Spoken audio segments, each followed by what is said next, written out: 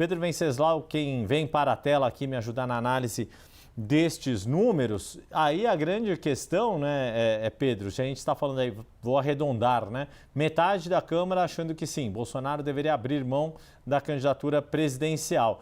A grande questão é que a gente não tem a divisão do espectro político-ideológico. Se são aqueles que querem apoiar um nome de oposição e acham que Bolsonaro, ao atrasar esta definição, prejudicaria a oposição, ou se são governistas que falam, não, ele tem que abrir mão para a gente saber quem a gente vai enfrentar no ano que vem.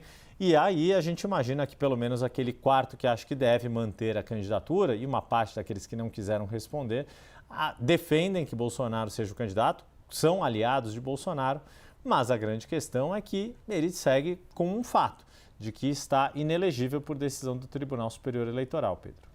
Yuri, esse número é muito revelador, porque é revelador de vários fenômenos que aconteceram na Câmara dos Deputados nos últimos tempos. A gente vê o Congresso Nacional colocando o governo federal na defensiva, derrubando decisões do presidente Lula, mas isso definitivamente não significa que seja uma obra dos bolsonaristas. Essa pesquisa da Quest dá uma real dimensão do tamanho do bolsonarismo dentro da direita, dentro do Congresso Nacional. Porque a gente tem um Congresso majoritariamente conservador, não é segredo para ninguém. As urnas em 2022 fizeram uma engenharia bastante complexa, elegeram um presidente de esquerda e um Congresso majoritariamente de direita. Mas que direita é essa? A maioria dos parlamentares hoje do Congresso Nacional se classifica como centro. Alguns até brincam dizendo que eles são do extremo centro. Está na moda essa expressão agora. Alguns dizem que são de centro-direita.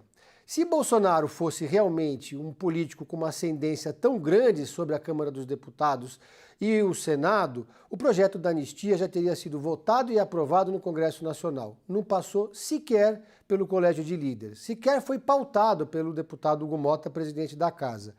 As agendas bolsonaristas mais radicais, geralmente, não passam das comissões mais iniciais da Câmara dos Deputados. Quando chegam na CCJ, algumas até passam, porque a CCJ também tem um conjunto de bolsonaristas barulhentos que conseguem, às vezes, fazer avançar um degrau a mais.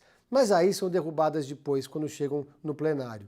A agenda bolsonarista não significa a agenda da ala mais conservadora do Congresso Nacional.